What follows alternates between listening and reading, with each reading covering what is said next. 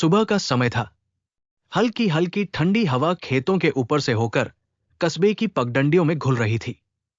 सूरज अभी पूरी तरह ऊपर नहीं आया था, लेकिन उसकी नरम रोशनी मिट्टी के घरों की दीवारों पर सुनहरी परत बिछा रही थी। दूर कहीं मुर्गे की बांग सुनाई दे रही थी और सड़क किनारे चाय की छोटी सी दुकान पर केतली से उठती भाप हवा में घुल रही थी। कस्बे के बाहर एक पुरानी रेलवे क्रॉसिंग थी। लोहे का गेट, जंग लगे खंभे और पास में बनी छोटी सी गेटमैन की केबिन। सब कुछ सालों से वही खड़ा था, जैसे समय ने उसे छुआ ही न हो। सुबह के इस वक्त यहां हमेशा हलचल रहती थी। खेतों की ओर जाते किसान, बाजार की तरफ जाती औरतें, स्कूल की वर्दी पहने बच्चे और काम पर जाने वाले लोग, सब इसी रास्ते से गुजरते थे। गेटमैन गोपाल चौधरी अपनी केबिन के बाहर खड़ा चाय की चुस्की लेते हुए पटरियों की तरफ देख रहा था। उसकी नजरें दूर तक फैली पटरियों पर ऐसे दौड़ती थी जैसे वो हर छोटी हलचल को पहचानता हो। सालों से यही उसका काम था, ट्रेन के आने जाने का समय देखना, गेट बंद करना और लोगों को सावधान करना। उसी समय कच्चे रास्ते से धीरे धीरे चलते हुए एक दुबली-पतली मगर सीधी कमर वाली आकृति दिखाई दी। सफेद कुर्ता, हल्की धुली हुई धोती, कंधे पर पुराना झोला और चेहरे पर शांत मुस्कान। ये थे रामनारायण शर्मा, लेकिन पूरे गांव के लिए बस मास्टर जी। मास्टर जी रोज की तरह सुबह टहलने निकले थे। चलते चलते वे हर मिलने वाले को नमस्ते करते, हाल चाल पूछते और कभी कभी किसी बच्चे को देखकर मुस्कुरा देते। गांव में शायद ही कोई ऐसा हो जो उन्हें न जानता हो। करीब 35 साल तक उन्होंने गांव के सरकारी स्कूल में बच्चों को पढ़ाया था। इतिहास और हिंदी के साथ साथ उन्होंने बच्चों को ईमानदारी, साहस और इंसानियत का पाठ भी सिखाया था। आज भी जब वे सड़क पर निकलते तो कई लोग झुककर उन्हें प्रणाम करते थे। प्रणाम मास्टर जी, चाय की दुकान से आवाज आई। खुश रहो बेटा, मास्टर जी ने मुस्कुराते हुए कहा और आगे बढ़ गए। उनकी चाल धीमी थी, लेकिन कदमों में एक स्थिरता थी। पत्नी के गुजर जाने के बाद उनका जीवन और भी शांत हो गया था। बेटा शहर में नौकरी करता था, इसलिए ज्यादातर समय वे अकेले ही रहते थे। सुबह की सैर ही उनके दिन का सबसे सुकून भरा हिस्सा बन गई थी। उधर कस्बे के दूसरे छोर पर एक छोटे से मकान के सामने रफीक अंसारी अपनी व्हीलचेयर ठीक कर रहा था। सुबह की धूप उसके चेहरे पर पड़ रही थी। उसके हाथों में मेहनत की आदत साफ झलकती थी। रफीक के दोनों पैर बचपन के पोलियो की वजह से ठीक से काम नहीं करते थे, लेकिन उसने कभी खुद को कमजोर नहीं माना। कस्बे में उसकी छोटी सी मोबाइल रिपेयरिंग की दुकान थी, जहां लोग अपने फोन ठीक कराने आते थे। उसी कमाई से वो अपनी बूढ़ी मां और छोटी बहन का खर्च चलाता था। जल्दी आना बेटा, अंदर से उसकी मां की आवाज आई। रफीक ने हल्की मुस्कान के साथ जवाब दिया, हाँ अम्मी, शाम तक आ जाऊंगा। उसने अपने बैग को व्हीलचेयर के पीछे टांगा और धीरे धीरे सड़क की तरफ बढ़ गया। रास्ता उसके लिए आसान नहीं था, कहीं कच्ची मिट्टी, कहीं ऊबड़ खाबड़ पत्थर, लेकिन वो हर दिन यही रास्ता तय करता था। थोड़ी देर बाद वो उसी रेलवे क्रॉसिंग के पास पहुंच गया। उस समय गेट अभी खुला हुआ था और लोग आराम से आ जा रहे थे। सब्जियों की बड़ी टोकरी सिर पर रखे कमला देवी भी उसी रास्ते से बाजार की तरफ जा रही थी। कुछ दूर पर राजू यादव अपनी मोटरसाइकिल धीरे धीरे आगे बढ़ा रहा था। रफीक ने पटरियों की तरफ देखा। उसे रोज की तरह बस क्रॉसिंग पार करनी थी और फिर आगे कस्बे की सड़क पकड़नी थी। उसने सावधानी से अपनी व्हीलचेयर को आगे बढ़ाया और पटरी पार करने लगा। पहला पहिया आराम से निकल गया, दूसरा पहिया भी पटरी के ऊपर चढ़ गया, लेकिन जैसे ही वो आगे बढ़ा, अचानक एक झटका लगा। व्हीलचेयर का आगे वाला पहिया पटरी के बीच की दरार में अटक गया। रफीक ने जोर लगाया। उसने दोनों हाथों से पहियों को धक्का दिया। व्हीलचेयर थोड़ा हिली, लेकिन बाहर नहीं निकली। उसने फिर कोशिश की, इस बार और जोर से, लेकिन पहिया और गहराई में फंस गया। उसी समय दूर कहीं से ट्रेन की हल्की सी सीटी की आवाज हवा में तैरती हुई सुनाई दी। गेटमैन गोपाल चौधरी ने तुरंत सिर उठाकर पटरियों की तरफ देखा। उसकी आंखें सिकुड़ गई। दूर क्षितिज पर पटरियों के बीच एक छोटा सा काला धब्बा तेजी से बड़ा होता जा रहा था। ट्रेन आ रही थी। गोपाल चौधरी ने तुरंत गेट बंद करने के लिए लीवर खींचा। लोहे का भारी गेट चरमराते हुए नीचे गिरने लगा। उधर पटरी के बीच फंसा रफीक बेचैनी से अपनी व्हील चेयर को खींचने की कोशिश कर रहा था। उसके माथे पर पसीना चमकने लगा। चल, निकल, निकल, वो खुद से बुदबुदाया। लेकिन व्हीलचेयर टस से मस नहीं हुई। कमला देवी की नजर अचानक उस पर पड़ी। उन्होंने देखा कि रफीक पटरी के बीच अटका हुआ है और दूर से ट्रेन की आवाज तेज होती जा रही है। उनके हाथ से सब्जियों की टोकरी लगभग छूट गई। अरे, अरे कोई है, ये तो पटरी में फंस गया, वे घबराकर जोर जोर से चिल्लाई। आसपास के लोग रुकने लगे। राजू यादव ने मोटरसाइकिल रोककर उधर देखा। गेट लगभग बंद हो चुका था। दूर से आती ट्रेन की आवाज अब साफ सुनाई देने लगी थी और पटरी के बीच रफीक अपनी पूरी ताकत से व्हीलचेयर को छुड़ाने की कोशिश कर रहा था। तनाव धीरे धीरे हवा में फैलने लगा था। रेलवे क्रॉसिंग के पास कुछ ही क्षणों में हलचल बढ़ने लगी। कमला देवी की घबराई हुई आवाज सुनकर कई लोग रुक गए। कुछ लोग गेट के इस तरफ खड़े होकर पटरियों की ओर देखने लगे। सबकी नजरें एक ही जगह टिक गई थी, पटरी के बीच फंसी रफीक की व्हीलचेयर पर।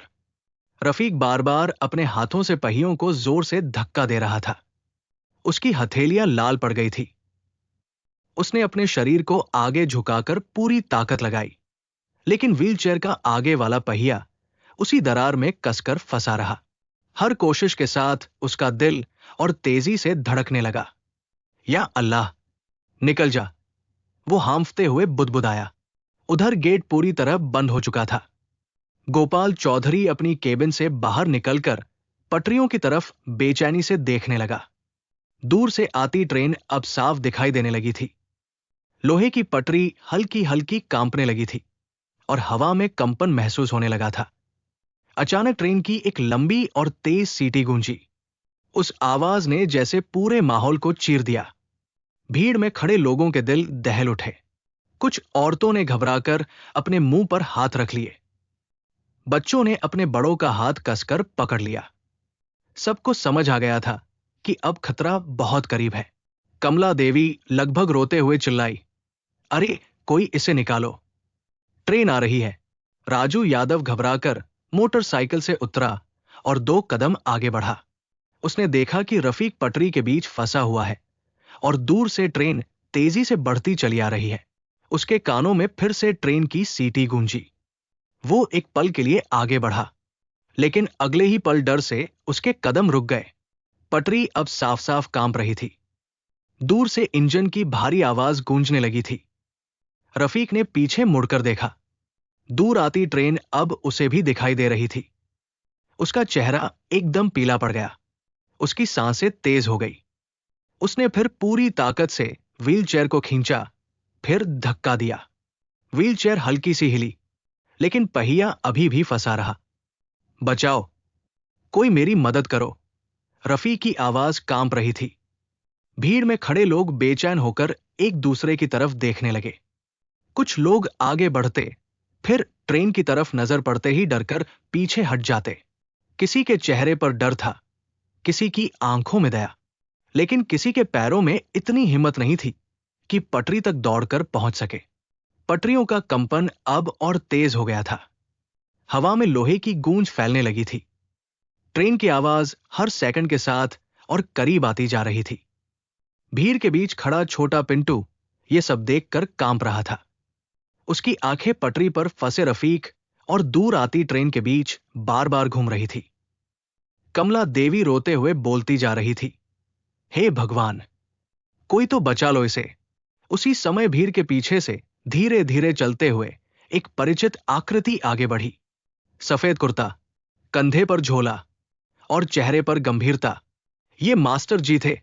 उन्होंने एक नजर दूर आती ट्रेन पर डाली, फिर पटरी के बीच फंसे रफीक को देखा। चारों तरफ खड़ी भीड़ की घबराई हुई आवाजें हवा में तैर रही थी और पटरी के बीच रफीक अब भी पूरी ताकत से अपनी व्हीलचेयर को छुड़ाने की कोशिश कर रहा था, जबकि ट्रेन हर पल और करीब आती जा रही थी। एक्ट 3। अब स्थिति हर सेकंड के साथ और भयावह होती जा रही थी। दूर से आती ट्रेन अब छोटी सी आकृति नहीं रह गई थी।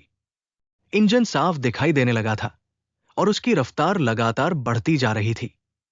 पटरियों पर तेज कंपन फैलने लगा। लोहे की पटरी थरथराने लगी और आसपास की जमीन भी हल्की हल्की कांपने लगी। धड़ धड़ धड़ धड़। ट्रेन की भारी आवाज पूरे इलाके में गूंज रही थी। भीड़ में खड़े लोग घबराकर पीछे हटने लगे। कुछ औरतें रोने लगी।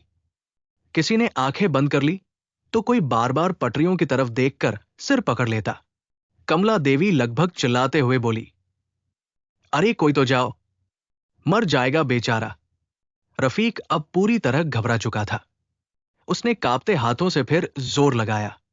उसने व्हीलचेयर को पीछे खींचने की कोशिश की, फिर पूरी ताकत से आगे धक्का दिया, लेकिन पहिया अब भी उसी दरार में अटका हुआ था। उसकी सांसें तेज हो रही थी। माथे से पसीना टपक रहा था। बचाओ, कोई मुझे बचा लो। उसकी आवाज डर से कांप रही थी। इसी बीच राजू यादव ने हिम्मत जुटाने की कोशिश की। उसने एक बार फिर आगे कदम बढ़ाया। भीड़ की नजरें उसी पर टिक गई।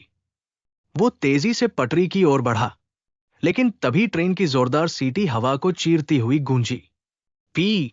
राजू के कदम अचानक रुक गए। उसने सिर उठाकर ट्रेन की तरफ देखा। इंजन अब बहुत बड़ा दिखाई दे रहा था और उसकी रफ्तार डरावनी थी। पटरी इतनी जोर से कांप रही थी कि पास खड़े लोगों के पैरों के नीचे कंपन महसूस हो रहा था। राजू का साहस टूट गया। वो घबराकर 2 कदम पीछे हट गया। भीड़ में सन्नाटा छा गया। सबकी आंखों के सामने मौत जैसे धीरे धीरे पटरी पर आगे बढ़ रही थी और बीच में फंसा था रफीक। रफीक ने आखिरी बार पूरी ताकत से व्हीलचेयर को झटका दिया। व्हीलचेयर थोड़ी सी हिली, लेकिन पहिया अब भी नहीं निकला। उसकी आंखों में डर के साथ साथ निराशा भी भरने लगी। उधर ट्रेन अब बहुत पास आ चुकी थी। इंजन की गड़गड़ाहट कान फाड़ देने वाली हो गई थी। हवा तेज हो गई थी और जमीन जोर जोर से कांपने लगी थी। भीड़ में खड़ा छोटा पिंटू डर के मारे कांप रहा था। उसने अपने सामने खड़े लोगों के बीच से झांककर पटरी की ओर देखा और तभी उसकी नजर भीड़ के आगे खड़े एक व्यक्ति पर पड़ी। सफेद कुर्ता हवा में हल्का सा लहरा रहा था। रामनारायण शर्मा। मास्टर जी। वे एकदम शांत खड़े थे। उनकी आंखें पहले तेजी से आती ट्रेन पर गई, फिर पटरी के बीच फंसे रफीक पर टिक गई। चारों तरफ अफरातफरी थी। लोग चिल्ला रहे थे, कोई रो रहा था, कोई भगवान को पुकार रहा था, लेकिन मास्टर जी के चेहरे पर एक अलग ही गंभीरता थी, जैसे उनके मन में कोई फैसला जन्म ले रहा हो। ट्रेन अब बस कुछ ही सेकंड दूर थी और उसी क्षण मास्टर जी ने धीरे धीरे अपना झोला कंधे से उतारा। एक्ट 4। मास्टर जी ने तेजी से आते इंजन की ओर देखा, फिर उनकी नजर पटरी के बीच फंसे रफीक पर टिक गई। एक ही पल में उन्होंने फैसला कर लिया। उन्होंने बिना कुछ कहे अपना झोला धीरे से जमीन पर रख दिया, फिर अपनी धोती को घुटनों तक समेटते हुए आगे बढ़े। भीड़ में खड़े लोगों को पहले तो समझ ही नहीं आया कि वे क्या करने वाले हैं। अचानक मास्टर जी लोहे के गेट के पास से निकलकर सीधे पटरी की ओर दौड़ पड़े। अरे मास्टर जी! किसी ने घबराकर चिल्लाया। भीड़ में हलचल मच गई। मत जाइए, ट्रेन आ रही है।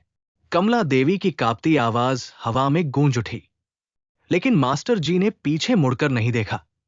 उनके कदम तेज होते गए। पटरी अब जोर जोर से कांप रही थी। ट्रेन की गड़गड़ाहट कानों को चीर रही थी। हवा तेज होती जा रही थी। कुछ ही सेकंड में मास्टर जी पटरी के पास पहुंच गए। उन्होंने बिना एक पल गवाए पटरी पर छलांग लगा दी। भीड़ के मुंह से एक साथ चीख निकल गई। अरे राम राम! छोटा पिंटू डर के मारे कांपते हुए ये सब देख रहा था। उसकी आंखें फैल गई थी। उधर रफीक ने अचानक सामने किसी को आते देखा। मास्टर जी! उसकी आवाज में हैरानी और उम्मीद दोनों थी। मास्टर जी तेजी से उसके पास पहुंचे। घबराओ मत बेटा, उन्होंने दृढ़ आवाज में कहा। ट्रेन अब बहुत करीब आ चुकी थी। इंजन की भारी गड़गड़ाहट पूरे माहौल को हिला रही थी। मास्टर जी तुरंत झुककर फंसे हुए पहिए को देखने लगे। उन्होंने दोनों हाथों से व्हीलचेयर के हैंडल पकड़े। जब मैं धक्का दूं, तुम भी पीछे की तरफ जोर लगाना, उन्होंने जल्दी से कहा। रफीक ने घबराते हुए सिर हिला दिया। मास्टर जी ने पूरी ताकत लगाकर व्हीलचेयर को ऊपर उठाने की कोशिश की। पहिया हिला, लेकिन अभी भी फंसा हुआ था। उधर ट्रेन की सीटी फिर गूंजी। पी भीड़ के लोग सांस रोके ये दृश्य देख रहे थे। हे भगवान! कमला देवी के होंठ कांप रहे थे। राजू यादव के हाथ पसीने से भीग गए थे। वो बेबस होकर पटरी की ओर देख रहा था। मास्टर जी ने एक बार फिर जोर लगाया। इस बार उन्होंने पूरी ताकत से व्हीलचेयर को ऊपर उठाते हुए आगे की तरफ धक्का दिया। रफीक भी पूरी ताकत से पीछे की तरफ खींचने लगा। पहिया जोर से हिला, लेकिन ट्रेन अब बस कुछ ही पल दूर थी। इंजन की गर्जना और तेज हो गई थी। पूरी भीड़ की धड़कन जैसे थम गई थी। और उसी क्षण मास्टर जी ने आखिरी बार अपनी पूरी ताकत से व्हीलचेयर को जोरदार धक्का दिया। एक्ट 5। उस आखिरी जोरदार धक्के के साथ अचानक एक तेज झटका लगा। खर्र, व्हीलचेयर का फंसा हुआ पहिया आखिरकार पटरी की दरार से बाहर निकल आया। लेकिन उसी पल इंजन की गड़गड़ाहट कान फाड़ देने वाली हो गई। ट्रेन अब बिल्कुल सामने थी। हट जाओ! भीड़ में से कई आवाजें एक साथ चीख उठीं। मास्टर जी ने एक पल भी बर्बाद नहीं किया। उन्होंने तुरंत व्हीलचेयर को पूरी ताकत से पटरी से बाहर की ओर धकेला। रफीक के साथ मिलकर वे उसे घसीटते हुए पटरी के किनारे तक ले गए। अगले ही क्षण धड़ धड़ धड़ धड़ विशाल इंजन उनके ठीक सामने से बिजली की तरह गुजर गया। ट्रेन की तेज हवा का झोंका इतना जोरदार था कि मास्टर जी का कुर्ता और धोती जोर से फड़फड़ाने लगे। इंजन का किनारा उनके कपड़ों को लगभग छूता हुआ निकल गया। भीड़ से एक साथ चीख निकल गई। कुछ लोग डर के मारे आंखें बंद कर चुके थे। लेकिन अगले ही पल सबने देखा, मास्टर जी और रफीक दोनों पटरी के किनारे सुरक्षित थे। ट्रेन गड़गड़ाती हुई आगे निकलती चली गई। डिब्बों की लंबी कतार धूल और हवा का तूफान छोड़ती हुई गुजरती रही। कुछ क्षणों तक वहां सन्नाटा छाया रहा, जैसे सबको यकीन ही न हो कि अभी क्या हुआ है। फिर अचानक भीड़ की तरफ से जोरदार आवाज उठी, बच गए, बच गए! कमला देवी की आंखों से आंसू बह निकले। हे भगवान! बचा लिया! राजू यादव दौड़कर आगे आया। उसके चेहरे पर हैरानी और राहत दोनों थे। छोटा पिंटू तो खुशी और भावुकता में लगभग रो पड़ा। उधर रफीक अभी भी कांप रहा था। उसकी सांसें तेज चल रही थी। उसने धीरे धीरे मास्टर जी की ओर देखा। उसकी आंखों में आंसू भर आए।